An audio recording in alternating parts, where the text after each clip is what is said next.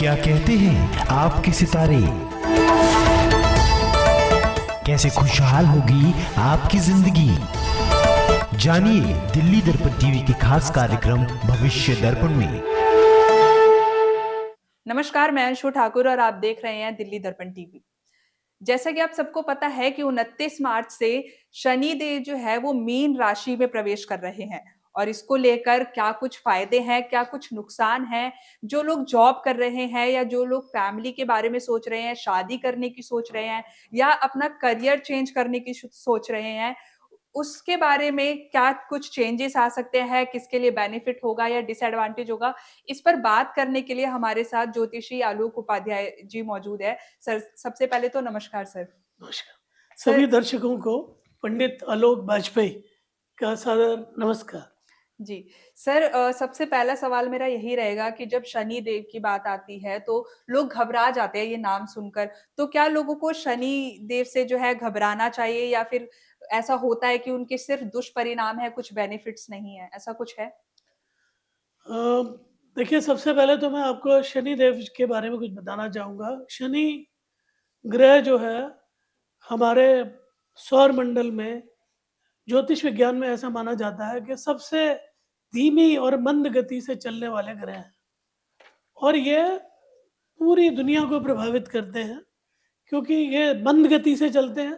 इसलिए जो भी कार्य लॉन्ग टर्म जिनका इफ़ेक्ट होता है, जिनका दूरगामी परिणाम होता है, शनि उन सब चीज़ों को प्रभावित करते हैं। जैसे देश में, दुनिया में राजनैतिक वातावरण जिस प्रकार का होगा, उसके दूरगामी परिणाम होंगे। तो शनि जो है वो राजनीति को बहुत ज़्यादा प्रभावित करेंगे। 2020 में आपने देखा कोरोना आया, सारी दुनिया में आया, तो कोई व्यक्ति ऐसा नहीं बचा जो उससे प्रभावित ना हुआ हो। तो शनि हर उस परिस्थिति को, हर उस चीज़ को इंडिकेट करते हैं जहाँ लोगों का जीवन बहुत ज़्यादा प्रभावित हो और जिसके दूरगामी परिणाम हो। जैसे मान लीजिए किसी व्यक्ति के जीवन में कोई बहुत अच्छा बिज़नेस चालू हो गया और उसकी रेगुलर इनकम होने लग गई, तो उस व्यवसाय की बदौलत हो सकता है उसकी आने वाली 3 पीढ़ियों को फ़ायदा हो जाए। तो शनि हर उस फ़ायदे को आप ये कह लीजिए कि रिप्रेज़ेंट करता है जो लॉन्ग टर्म चलेगा। हर उस नुकसान को रिप्रेज़ेंट करता है जो लॉन्ग टर्म चलेगा। कोई भी चीज़ जो धीरे-धीरे, धीरे-धीरे आपके जीवन को बहुत ज़्यादा प्रभावित करे, शनि उस सब को प्रभावित करता है। जी। तो शनि एक स्थायी ग्रह है, तो इसकी जो प्रभाव होता है वो स्थिर होता है। लॉन्ग टर्म होता है और स्थिर होता है। अब लॉन्ग टर्म होने का मतलब ये है, किसी भी व्यक्ति का आप ये समझ लीजिए शनि की महादशा 19 साल की होती है। शनि एक राशि में 2.5 साल रहता है, तो 12 राशियों को लगभग 30 साल, लगभग क्या पूरे 30 साल में कवर करता है। जहाँ चंद्रमा सिर्फ 2.5 दिन लेता है, जी। सूर्य महाराज सिर्फ 1 महीने में एक राशि परिवर्तन करते हैं। शनि देव जो है वो 2.5 साल प्रभावित एक राशि को पूरा करने में लगाते हैं, पूरा चक्कर करने में। तो शनि देव का जो प्रभाव है वो बहुत लंबा चलता है। दूसरा, शनि देव की 3 दृष्टियाँ होती हैं। ज़्यादातर ग्रह वो अपने से 7वीं दृष्टि पर प्रभाव ज़्यादा डालते हैं, लेकिन शनि देव की तीसरी दृष्टि जिस भी घर पे पड़ेगी, उस घर में संकट, उस घर में एफर्ट मेकिंग कोशिशें बहुत ज़्यादा करनी पड़ेंगी व्यक्ति को। किसी भी इंडिविजुअल को उस घर को लेकर के, मान लीजिए शनि किसी के पराक्रम भाव पर तीसरी दृष्टि डाल रहा है।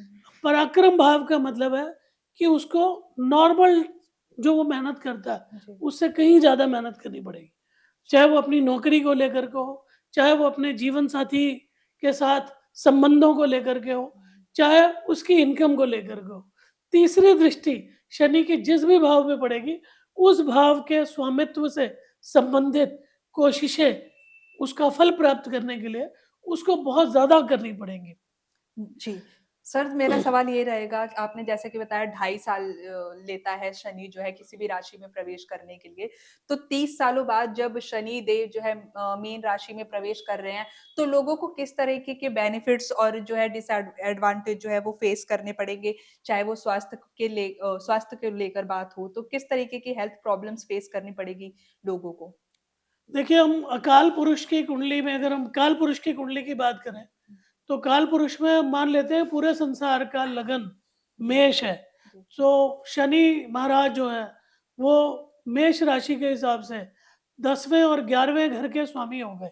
जी। तो कोई भी ग्रह जिस भाव का स्वामी होता है, उस भाव के स्वामित्व के आधार पर वो परिणाम देता है। तो शनि महाराज 10वें और 11वें घर के कारक हो गए। अब 11वां घर जो होता है, वो छठे से छठा, उसकी प्लेसमेंट, हुँ, छठा घर बीमारियों का होता है और छठे से छठा 11वां घर।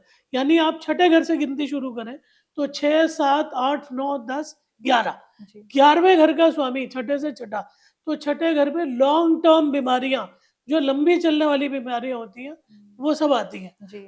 जिनका रेगुलर मेडिसिन खाना पड़ता है आदमी को। हुँ, हुँ, हुँ। जैसे किसी को हार्ट की प्रॉब्लम हो जाती है, हुँ, हुँ। तो चाहे उसको स्टंट डल जाता है, लेकिन हुँ, फिर भी उसको जीवन पर्यंत वो बीपी की, शुगर हुँ, की जी, दवाइयाँ खानी पड़ती हैं, ठीक है? तो शनि लंबी चलने वाली बीमारियाँ देते हैं, ठीक जी। है? तो इस समय अब शनि, हमें ये देखना पड़ेगा कि शनि किस राशि में बैठे हैं, उस भाव के स्वामी कौन से हैं। तो शनि अभी 29 मार्च को मीन राशि में जाएँगे, तो मीन राशि गुरु की राशि है।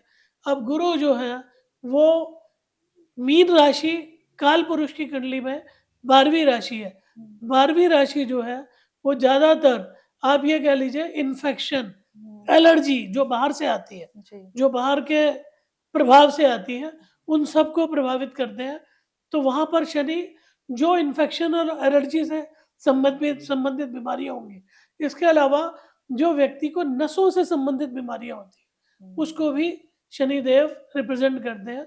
तो अगले ढाई सालों में सभी लोगों को ये सलाह दी जाती है कि वो नसों से संबंधित बीमारियों और आँख, नाक, कान से संबंधित एलर्जी या जो भी एलर्जी होती है, उससे संबंधित बीमारियों से बचाव रखें। अब हम बात करेंगे कि 12 राशियाँ होती हैं, हुँ, 12 राशियों को किस-किस प्रकार से शनिदेव प्रभावित करेंगे। हुँ, हुँ, सबसे पहले हम बात करते हैं मेष राशि की। जी। तो मेष राशि में 12वें स्थान में शनि आएँगे। 12वां भाव विदेश यात्रा का होता है। 12वां भाव इन्वेस्टमेंट का होता है। 12वां भाव खर्चों का होता है। 12वां भाव वैवाहिक संबंधों का होता है। 12वां भाव हमारे पूर्व जन्म के कर्मों का होता है। यानी 12वां और पंचम, ये दोनों भाव जो हैं, आपस में इंटरकनेक्टेड हैं। तो जब 12वें भाव में शनिदेव आएँगे, तो व्यक्ति के पूर्व जन्म के फल या पूर्व कर्मों का फल देंगे। जैसे ऐसा एक माना जाता है कि व्यक्ति का भूतकाल जो है, उसका वर्तमान उसके भूतकाल का परिणाम है। जी। यानी आज जो जो भी वो फल भोग रहा है, वो अपने भूतकाल के कर्मों की बदौलत भोग रहा है। हुँ, इसी प्रकार जब वो भविष्य में क्या फल भोगेगा, वो आज के कर्मों के आधार पर होगा निर्णय उसका। कि आज अब शनिदेव ज़्यादातर मासेस को प्रभावित करते हैं। हुँ, जन जो लोग होते हैं, आम लोग जो होते हैं, उनको प्रभावित करते हैं, उनको रिप्रेज़ेंट करते हैं। तो सभी लोगों को मैं एक निजी सलाह ये दूँगा ज्योतिष से संबंधित, कि सबसे पहले जितना हो सके अपने समाज में लोगों की ब्लेसिंग्स लें। निरुद्देश्य, बिना किसी फल की चिंता किए हुए, परिणाम की आकांक्षा के बिना, वो जितना हो सके लोगों की भलाई करें। निस्वार्थ भलाई करें। चाहे किसी की, आपकी वजह से आप अगर किसी को नौकरी दिलवा सकते हैं, नौकरी दिलवा दीजिए। आपकी वजह से अगर किसी को हॉस्पिटल में बेड नहीं मिल रहा, आपकी अप्रोच से अगर उसे मिल सकता है, ये मत सोचिए कि क्या आपको उससे बदले में मिलेगा, क्या आपका उससे संबंध है, नहीं। निस्वार्थ भाव से आप लोगों की सेवा करिए, आप लोगों की ब्लेसिंग्स लीजिए, उनकी भलाई के काम करिए। आप देखिए, शनि आपको वो फल देंगे आप कल्पना भी नहीं कर सकते। अब कई लोग ये कहते हैं कि हमने तो सारी ज़िंदगी लोगों की भलाई की, हुँ, लेकिन लोगों ने हमें धोखे दिए। तो मैं उनसे एक बात जानना चाहता हूँ, ये हर एक व्यक्ति का यही कहना होता है कि मैंने सारी ज़िंदगी लोगों की भलाई करी, लेकिन लोगों ने मुझे धोखा दिया। अगर सभी लोग धोखा खा रहे हैं, तो धोखा दे कौन रहा है? जिसको देखो, वही ये कहता है कि मैंने तो सारी दुनिया की भलाई की, लेकिन मुझे बदले में धोखा मिला। तो ऐसा नहीं है, आपका मन, आपकी अंतरात्मा इस बात को अच्छी तरह से जानती है कि आपकी इंटेंशन क्या थी। आपने जब भी कोई कार्य किया, आपकी इंटेंशन क्या थी। तो हम सबसे पहले बात करते हैं मेष राशि की। मेष राशि में शनि 12वें घर में जाएँगे। 12वां घर जैसा मैंने आपको बताया अभी किस-किस चीज़ों का है, तो उनको उस भाव से संबंधित संबंधों का ध्यान रखना है। यानी पति-पत्नी के वैवाहिक संबंध मेष राशि वालों के प्रभावित होंगे। ठीक है? तो आपको अपने वैवाहिक संबंधों पर जो जिन लोगों की मैरिज हो चुकी है, उन लोगों को अपने वैवाहिक संबंधों का विशेष ध्यान रखना है कि उसमें कोई बाधा ना आए, उसमें कोई वाद-विवाद ना हो, उसको लेकर के उनके बीच में कोई मनमुटाव ना हो, इस चीज़ का विशेष ध्यान रखना है। आपस में सामंजस्य बना के रखना है। दूसरा, शनि 12वां घर मोक्ष भाव का होता है, तो जो लोग ज़िम्मेवारियों से फ़ारिग हो गए हैं, मैं उनको सलाह देना चाहूँगा कि 12वां घर मोक्ष स्थान का है, तो वो ज़्यादा से ज़्यादा अपने जिस किसी भी इष्ट देव में उनकी श्रद्धा हो, उनकी तीर्थ यात्राएँ करें। जितना ज़्यादा वो स्पिरिचुअल टूरिज़्म करेंगे, उतना ज़्यादा लाभान्वित होंगे। इसी प्रकार 12वां घर इन्वेस्टमेंट का होता है, तो सभी लोगों को, मेष राशि वालों को मेरी ये सलाह है, खासकर मेष राशि वालों को, कि वो लॉन्ग टर्म इन्वेस्टमेंट करें। शॉर्ट टर्म इन्वेस्टमेंट उनको रिज़ल्ट नहीं देगी। अगर वो लॉन्ग टर्म इन्वेस्टमेंट करेंगे, म्यूचुअल फंड जैसे लॉन्ग टर्म इन्वेस्टमेंट माना जाता है, या शेयर मार्केट में भी करते हैं, तो लॉन्ग टर्म इन्वेस्टमेंट उनके लिए ठीक रहेगी। डेली बेसिस में अगर वो खरीद-फरोख्त करेंगे और ये सोचेंगे कि उनको कुछ फ़ायदा होगा, तो नहीं। उनको लॉन्ग टर्म इन्वेस्टमेंट करने से ही फ़ायदा होगा। अब मेष राशि वालों की शनि की तीसरी दृष्टि उनके धन भाव पे पड़ रही है, तो उनके जो भी खर्चे होंगे लॉन्ग टर्म होंगे। इस समय उनके जो भी खर्चे होंगे, यानी हो सकता है वो कोई लोन ले लें जिसकी किश्तें उनकी 10-20 साल तक चलती रहें, ठीक है? जी। तो उनको लॉन्ग टर्म जो भी अपनी इनकम के हिसाब से उनको खर्चे करने चाहिए। ये नहीं है कि वो खर्चे की प्लानिंग कर लें और उनके पास धन नहीं है या उसका अरेंजमेंट नहीं हो पाता, तो उनको ये अपना बजट को देखकर ध्यान में रखते हुए, खासकर जो लोग प्राइवेट सर्विस करते हैं, प्राइवेट कंपनीज़ जी। में प्राइवेट कंपनीज़ में नौकरी का कोई भरोसा नहीं होता। लेकिन ये हर एक इंडिविजुअल की ऑनगोइंग महादशा, अंतर्दशा, प्रत्यंतर दशा से भी परिणाम चेंज हो जाते हैं। ये जो मैं भी आपको परिणाम बता रहा हूँ, ये जनरल इफ़ेक्ट्स हैं, सर्वसामान्य जो प्रभाव होते हैं, मैं उनका ज़िक्र कर रहा हूँ। अब शनि देव की 7वीं दृष्टि उनके रोग, ऋण, रिपु स्थान पे पड़ेगी, यानी वो लोन लेने से पहले कई बार सोच लें कि वो चुका पाएँगे या नहीं। इसी प्रकार से कोर्ट कचहरी के विवाद से जितना हो सके बचें, वरना उनके केसेस लंबे चलेंगे और वो लोग परेशान हो जाएँगे। इसी प्रकार से अगर वो किसी को उधार देना चाहते हैं, क्योंकि कर्ज़े का है, ना कर्ज़ा दें, ना कर्ज़ा लें। अगर देते भी हैं, तो ये सोच समझ के दें कि अगर वापस नहीं भी आएगा, तो उनको कोई फ़र्क नहीं पड़ेगा। तो छोटी-मोटी पैसे वो उधार दे सकते हैं। मान लीजिए आपने किसी को 5,000 रुपए उधार दे दिए और नहीं भी आए, तो भी आपका कोई इतना नुकसान नहीं होगा। जी। ठीक है ना? तो शनि देव के इस परिवर्तन से मेष राशि वालों को, क्योंकि उसकी 7वीं दृष्टि शनि देव की जो खतरनाक मानी जाती है, 7वीं दृष्टि शनि देव की कोप की दृष्टि होती है। तो इसलिए उनको वाद-विवाद से, कोर्ट कचहरी से, झगड़े-झंझट से बिल्कुल दूर रहें। जितना हो सके, जहाँ भी झगड़े की संभावना हो, वहाँ पर समझौता कर लें। उस बात को लंबा ना खींचे। आजकल क्या होता है, सड़क पे चलते हुए भी किसी से गाड़ी साइड लग जाती है, छोटी-सी बात का बहुत ज़्यादा बतंगड़ इश्यू बन बना जाता देते है। हैं। तो इसलिए मेरी उनको ये सलाह है, चाहे वो कितना ही पावरफुल क्यों ना हो, ग्रहों की महादशा, ग्रहों की दृष्टि ऐसी होती है कि वो पावर नहीं देखती। अभी आपके सामने जीता जागता उदाहरण हमारे भारत के कई पॉलिटिशियन हैं, बिल्कुल। जिनके नाम से सोनिया गांधी जी देख लीजिए। एक टाइम पर वो बहुत बड़ी पावर सेंटर थी। आज क्या है? सब वक़्त का खेल है। कोई भी व्यक्ति देख लीजिए, एक हमारे प्राइम मिनिस्टर माननीय मोदी जी, सारी दुनिया उनके पीछे पड़ी हुई थी, ठीक है ना? अमेरिका में उनको वीज़ा नहीं मिलता था, भारत सरकार की सारी एजेंसियाँ उनके पीछे पड़ी हुई थी, लेकिन आज वही मोदी जी किसी से हार नहीं रहे। लोग परेशान, उनके खासकर अपोज़िशन वाले, तो उनसे बहुत ज़्यादा मतलब आप ये कह लीजिए अफ़ेक्टेड हो गए हैं। तो ये ग्रहों का प्रभाव है।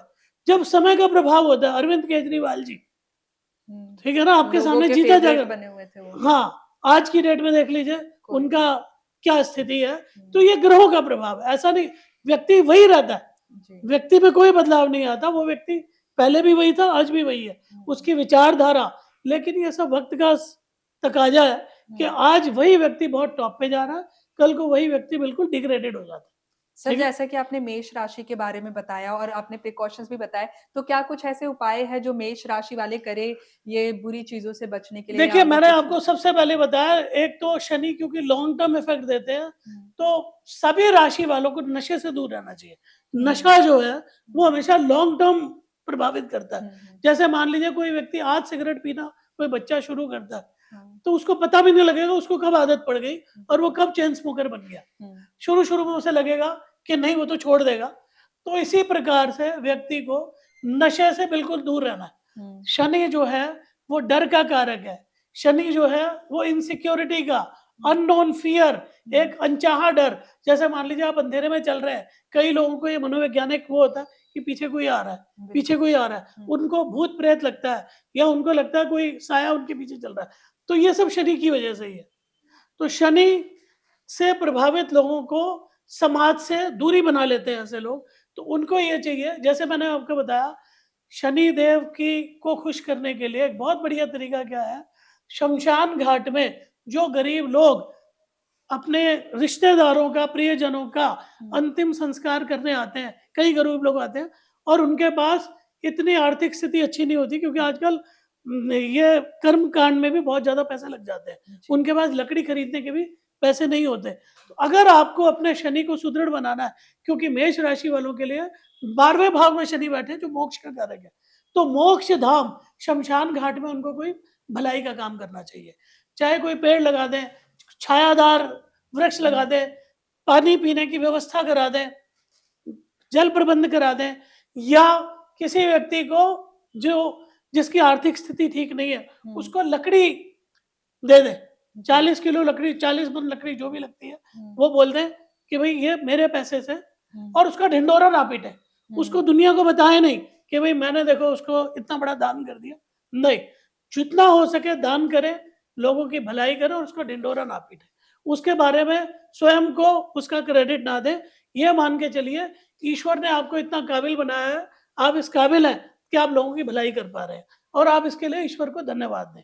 सबसे पहली चीज, शनि देव की जो प्रभाव होता है उसमें जितना व्यक्ति झुक के चलेगा, ईश्वर से डरेगा, उनको धन्यवाद देगा, उनके प्रति समर्पण रखेगा, उस व्यक्ति को शनि देव उसका भंडार भर देंगे। ये मैं आज आपको मूल मंत्र बता रहा हूं। अगर देखिए ज्योतिषी के हाथ में होता तो सारे ज्योतिषी पहले अपनी लॉटरी निकाल लेते। बिल्कुल।